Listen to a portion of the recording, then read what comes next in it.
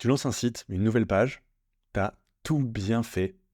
Google Index, et puis rien ne se passe. Pas de position, pas de trafic. Ou alors un petit pic, et puis plus rien. L'encéphalogramme plat. Tu te dis, c'est la sandbox, il faut attendre. Mais c'est pas juste de l'attente. Google est en train de le tester. Ton site, ta page, il le teste. Crawl, UX, clic, cohérence. Et aujourd'hui, je vais t'expliquer exactement ce que Google observe, pourquoi certains sites et certaines pages passent ce test rapidement, et comment accélérer cette phase sans tricher. Si tu comprends ça, tu ne lanceras plus jamais un site de la même manière. Je sais qu'il y a une partie de gens, peut-être comme toi, qui regardent mes vidéos et qui ne sont pas encore abonnés. Alors, ça ne te coûte rien, tu peux toujours changer d'avis après coup, abonne-toi pour être notifié des nouvelles vidéos, et puis dis-moi comment tu fais toi pour lancer tes sites en commentaire de cette vidéo. Tu sais que c'est important pour l'algo, et puis surtout ça crée de la discussion et on peut échanger autour de ça.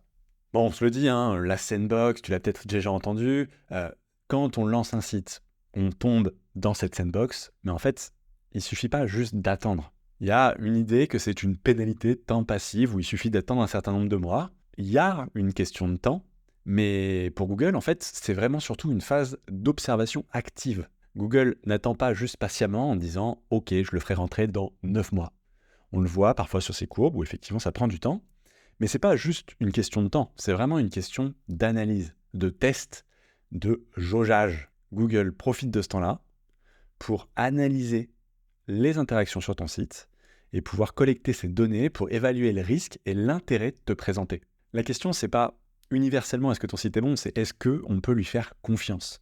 Et c'est là où, en fait, au-delà de cette qualité, de cette quantité, il y a vraiment cette notion de confiance qui prend encore plus de sens avec l'arrivée des IA, parce qu'il va falloir choisir des sources fiables pour les mettre dans les résultats de recherche que Google va présenter, ou alors mettre des sources fiables dans les données que les IA, dans leurs résumés, dans leurs analyses, vont choisir.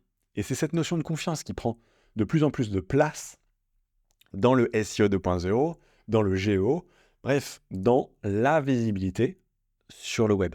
Et du coup, il faut trouver le bon ratio entre qualité et confiance. Et c'est cette confiance-là qui va peser le plus dans la balance. Pendant toute cette période, qu'on peut appeler la sandbox, c'est vraiment pas un blocage en tant que tel, mais plutôt un test, une analyse du risque d'exposer ce contenu devant ses utilisateurs. Parce que la denrée la plus précieuse pour Google, c'est que quelqu'un qui veut faire une recherche revienne parce qu'il est content des résultats qui lui ont été proposés. Et ça va être la même chose sur les LLM où les réponses sont génératives. Si le résultat n'est pas bon, l'utilisateur ne reviendra pas et donc ils perdent un actif. S'ils te présentent alors que tu ne vaux pas le coup, ça a un risque et un danger pour eux. Et la raison pour laquelle Google fait tous ces tests est évidente. On a un nombre incalculable de gens qui essaient de l'arnaquer, de tromper les utilisateurs. Tu vas avoir plein de gens qui peuvent faire des sites jetables, qui peuvent faire du contenu en quantité et de faible qualité, avec ou sans IA. Tu peux avoir du spam en masse. Et en fait, tout ça, c'est vraiment, j'ai une quantité de données énorme, des pages, des sites, et Google, il va juste se dire, OK, prenons un instant, j'observe avant de montrer. Et c'est ça, ce filtre de confiance par lequel il fait passer, qu'on peut appeler cette fameuse sandbox, c'est comment je fais pour identifier si un site, une page, passe un filtre d'exposition, un filtre de confiance. Et du coup, pour ça, je vais l'analyser, la montrer un petit peu, faire potentiellement marche arrière, voir si les utilisateurs sont plus ou moins contents. Et c'est dans ce qui va permettre de jauger, en communion avec en fait les retours de l'utilisateur, de la pertinence de ces pages. Et chaque année, il y a de plus en plus de contenus qui sont créés. Et avec cette explosion de contenu exponentielle, Google doit véritablement minimiser son risque de quels sont les sites, quelles sont les pages qu'il peut montrer. Et un nouveau site, c'est un risque qui va être difficilement calculable et donc il va falloir le jauger. Et c'est par rapport à ça que cette période de justement de sandbox intervient. Jauger le risque d'un site. Et pour ça, Google va essayer de le faire passer 3 grands tests. Premier test, ça va être comment il se comporte en termes de crawl et de structure. Est-ce que Google peut comprendre facilement ton site? Est-ce qu'il est logiquement organisé? J'ai fait plein d'autres vidéos sur le sujet de la couverture thématique et ce genre de choses. Donc si tu veux aller un peu plus loin, tu auras plein de choses à voir sur cette chaîne YouTube. Et un deuxième test sur l'UX et la lisibilité. comment les utilisateurs trouvent-ils et consomment-ils l'information pour lesquelles ils voudraient venir et est-ce que c'est efficace? Et la troisième, c'est est-ce que tu as du clic et de l'engagement? La question, c'est est-ce que tu utilises bien le trafic que Google t'envoie? Parce que c'est quelque chose de précieux, l'attention humaine. Et du coup, est-ce que ce que tu proposes derrière, ça vaut le coup pour l'utilisateur? Et on va voir en détail ces 3 points. Premier point, ça va être le crawl et la structure. Si Google ne comprend pas ton site, il ne le recommandera pas. Pour ça, Google va essayer de trouver plusieurs indicateurs et indices de est-ce que ton site vaut le coup? Est-ce qu'il est fiable? Est-ce que je peux le recommander sans risque? Pour ça, il va se baser sur la fréquence de scroll, la stabilité des URL, la profondeur de la structure, la logique du maillage, la couverture thématique, bref, ces éléments-là. Et les différents éléments positifs que tu vas pouvoir avoir, c'est une architecture claire, une cohérence des sujets liés entre eux avec des bons liens, pas de pages inutiles, donc pas de pages qui dilueraient avec du mauvais contenu ou alors sur des sujets qui sont pas liés à ça. Tu as une vidéo où je t'expliquais justement si tu peux pas résumer ton site en une phrase sur ce qu'il couvre, ça va être un mauvais signal. Et là, on va avoir un peu la même chose. Et des éléments plutôt néfastes ou négatifs pour justement cette partie-là, cette confiance-là que tu vas pouvoir lui apporter, c'est si tes URL sont instables, si ta structure est confuse, si tu as trop de pages sans contenu, qui n'ont pas de valeur ajoutée, si tu as de la cannibalisation, enfin bref, si ta structure est mauvaise, ça fait des points négatifs dans cet algorithme de probabilité. Et en résumé, si Google ne comprend pas ton site, il ne risque pas de le pousser. Deuxième question qui va se poser, c'est est-ce que l'UX et la lisibilité est bonne? Et pour ça, la question à laquelle il essaie de répondre, c'est est-ce que les utilisateurs comprennent et consomment ce contenu? Et pour ça, il va avoir plusieurs critères, que ce soit par du Google Analytics, que ce soit par du Google Chrome, que ce soit via son moteur de recherche. C'est combien de temps passé sur la page? Est-ce que les gens scrollent, donc la profondeur du scroll, est-ce qu'ils descendent beaucoup dans la page ou pas? Est-ce qu'ils reviennent en arrière et retournent sur les résultats de recherche, donc la SERP, ce qu'on appelle le pogo sticking, et la navigation entre les différentes pages, donc avoir des liens internes pertinents qui enrichissent la lecture du lecteur ou son expérience en le faisant naviguer au sein du site. Et c'est pas qu'une question de design, c'est une question de présentation de l'information. Ça peut être moche mais bien structuré, comme ça peut être très beau mais absolument confus. Le premier élément qu'on préférerait, on veut idéalement que ce soit beau et très clair. Parce que si c'est confus pour Google, ça sera probablement confus pour tes utilisateurs. Et si c'est confus pour l'un des deux, dans tous les cas, tu perds. Et troisième grande catégorie d'analyse qu'il va faire, c'est sur les clics et l'engagement. Ce qu'il faut bien te dire, c'est que le trafic que tu as de Google, il est mérité, mais il peut être retiré. Google, il va te prêter du trafic.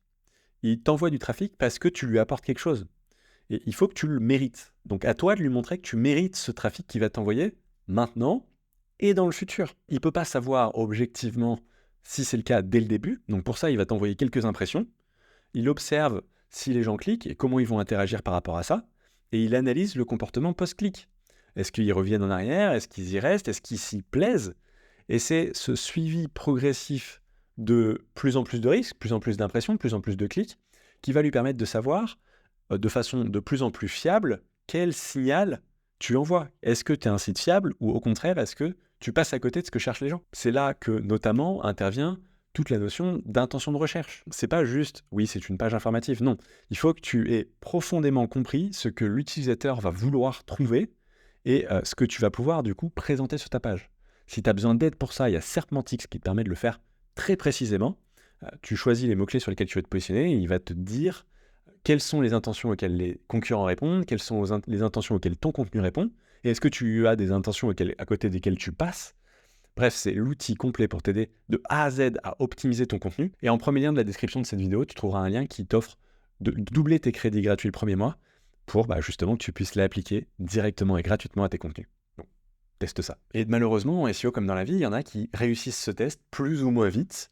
Et la question, c'est pourquoi et comment tu peux faire pour être plus rapide et être sûr de sortir de ce fameux test terrifiant de la sandbox. Les facteurs qui vont accélérer drastiquement ta sortie, ta montée en confiance pour Google, ça va être d'avoir une cohérence thématique immédiate. Dès le début, tu veux avoir un certain nombre de pages qui sont cohérentes, bien liées entre elles, de qualité, c'est important, avec un trafic initial qui est qualifié, même si tu n'en as pas beaucoup, mais ça vaut le coup de pousser ton site sur tes réseaux sociaux, sur une mailing list avec des partenaires, pour ne pas dépendre de ton premier clic, ton premier visiteur qui viendrait de Google. Tu veux initier la pompe. J'ai fait une vidéo sur le trafic direct et on sait que le trafic en SEO est un bon signal. Et pour ça, tu vas avoir du coup besoin de bonnes interactions utilisateurs dès le début. C'est pour ça qu'un trafic initial qualifié, ça va t'aider, parce que si tu envoies juste des gens qui sont pas intéressés, ça va être au contraire même plutôt néfaste, et éviter d'avoir des pages qui servent à rien, du bruit autour de ton noyau thématique fiable de confiance et d'autorité. Tu veux vraiment avoir un noyau qui soit extrêmement puissant sur le sujet que tu veux traiter. Et au contraire, le pendant qui va être plutôt bloquant, c'est si tu traites de tout et de rien, tu as plein de sujets différents, tu as ce qu'on appelle une dilution thématique. Là, ça va te freiner parce qu'il va se demander, ok, mais c'est quoi ce site? Sur quoi il serait légitime? Vu que la réponse est nulle part, et en fait, ça va prendre soit beaucoup plus longtemps, soit jamais te donner l'opportunité d'apparaître ou de te développer là-dessus. Si tu mets du mauvais contenu, c'est pas forcément IA ou pas, et je ferai une vidéo là-dessus, mais c'est si ton contenu est pas bon, tu vas avoir du mal à te positionner. Et c'est pas parce que cette page-là se positionnera pas que ça va pas être nuisible pour tes autres pages de ton site. Google va à la fois analyser ta page, mais aussi l'intégralité de ton site et sa fiabilité. Si tu as trop de mauvaises pages, tu vas être pénalisé. C'est pour ça que c'est important de bien travailler tes pages, avec Serpentix par exemple, pour créer le meilleur contenu possible.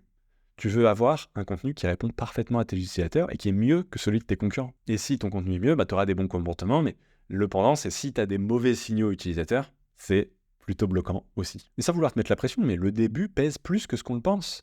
Les premières semaines, les premiers jours vont être une période de test. Et tu veux mettre toutes les chances de ton côté à ce moment-là. Et comment on fait pour accélérer cette phase de test? Parce que tu veux pouvoir agir là-dessus. C'est chouette d'avoir une sandbox, c'est chouette de comprendre ce qui se passe, mais comment je change ça? Première étape, c'est avant même de publier. Ce que tu vas pouvoir faire, c'est travailler ta clarté avant la quantité. Tu veux penser ton site comme un site clair, un site spécialisé, avant d'un site gros. Si tu lances un site, tu ne peux pas concurrencer les gros médias qui traitent plein de sujets. Tu veux avoir quelque chose de précis qui répond parfaitement à ce que l'utilisateur cherche. Tu veux avoir une architecture claire, et tu peux utiliser par exemple une de pages pour transformer une liste de mots-clés en une liste de pages et limiter au départ. Tu veux vraiment traiter le cœur de ton sujet et t'élargiras tout en restant dans ton sujet au fur et à mesure, en essayant de rester sur le même sujet. Tu vas vouloir publier moins, mais publier mieux. Chaque tas publié doit être une excellente réponse à une intention précise. Au-delà du mot-clé dont je te parlais tout à l'heure, tu veux travailler sur ton intention. Et ça, il faut analyser les résultats. Tu peux le faire toi ou utiliser un outil comme Serpentix. Et tu veux structurer avant d'écrire. Planifie ton maillage interne pour guider Google et les utilisateurs et savoir comment tu vas relier les sujets entre eux. Et ça, pareil, tu peux avoir des recommandations sur ton maillage, mais c'est important de bien penser ton architecture en amont. Et c'est ça qui te permettra de sortir plus vite de cette sandbox. Quant à l'indexation, tu veux aider Google à valider ses hypothèses positives sur toi, sur ton site, sur ta page. Tu veux envoyer un petit peu de trafic qualifié, utiliser tes réseaux sociaux, comme je te disais tout à l'heure, ta newsletter. Tu veux avoir de belles premières interactions. Tu veux soigner tes titres, tes snippets. Plus tu auras un bon CTR, plus tu battras le CTR de tes concurrents. Et ça permettra d'optimiser les clics sur les impressions que tu vas avoir. C'est un peu de la publicité dans la SERP, c'est ta publicité organique. Google ne prend pas toujours le titre et la description que tu lui donnes, mais autant travailler là-dessus. Tu veux être plus intéressant, plus intriguant, plus attirant que tes confrères, que tes concurrents des résultats de recherche. Et tu veux garder les utilisateurs au maximum, tu veux les encourager à interagir, mais du coup, fais des liens pertinents aux bons endroits. Non, le maillage interne, c'est pas juste pour ton SEO, c'est aussi pour guider l'utilisateur, le faire rester et réduire son retour à la SERP. Tu veux qu'il mange tout ton contenu, tu veux qu'il le dévore. Donc ça veut dire du bon contenu, mais ça veut dire du contenu bien lié. Et au contraire, ce que tu veux éviter de faire, c'est publier des tonnes de pages de mauvaise qualité d'un coup. Ça dilue ton autorité et ça crée un cauchemar pour le crawl. Le crawl, c'est la visite de Google de tes différentes pages. S'il perd de l'énergie et de l'argent à découvrir tes pages, il va se barrer. Tu veux pas changer perpétuellement ta structure, tes URL, tu veux de la stabilité. Tu y as bien pensé, tu déploies et tu déroules. Et ça permet à Google de savoir où il en est et de faciliter justement sa découverte de ton site. Tu veux pas suroptimiser, tout court. Le bourrage de mots-clés, c'est pas ce qu'on cherche. L'optimisation sémantique, c'est pas du keyword stuffing. C'est un signal de mauvaise qualité que de mettre ton mot-clé en boucle tout seul. Non, tu veux créer un texte qui est cohérent et qui apporte de la valeur. L'optimisation sémantique, ça fait partie d'un tout et tu veux créer le meilleur contenu. pas juste le contenu avec le plus de fois le mot-clé. Et bien sûr, encore une fois, patience et reine. Tu veux pouvoir être patient. On ne dit pas de fermer les yeux pour toujours, mais tu veux donner un petit peu de temps. Si au bout de 2 semaines, tu vois qu'il ne s'est rien passé, peut-être qu'il faut lui laisser un petit peu plus de temps. La patience stratégique est essentielle et tu veux justement donner à Google le temps de digérer ton contenu pour décider ce qu'il va en faire. Et bien sûr, à partir de là, tu pourras ajuster ta stratégie pour développer ton SEO. Bref, le SEO n'est pas une course de vitesse, c'est un test continu de crédibilité. Et Google ne va pas juste te bloquer pour le plaisir, il t'observe et il se donne le temps de faire des petits tests à faible risque et d'augmenter le risque de te mettre en avant au fur et à mesure, plus ta confiance chez lui augmente. Et si tu comprends ce qu'il regarde et ce qui est important pour lui, tu peux du coup passer ce test plus vite. Je serais curieux de savoir, et toi, t'en es où dans cette phase ? Est-ce que ton site est plutôt en phase de test ou en phase de confiance ? Dis-moi ça en commentaire, mets un like et abonne-toi à la chaîne pour soutenir ce travail. Je fais une vidéo par semaine et donc je te dis à la semaine prochaine.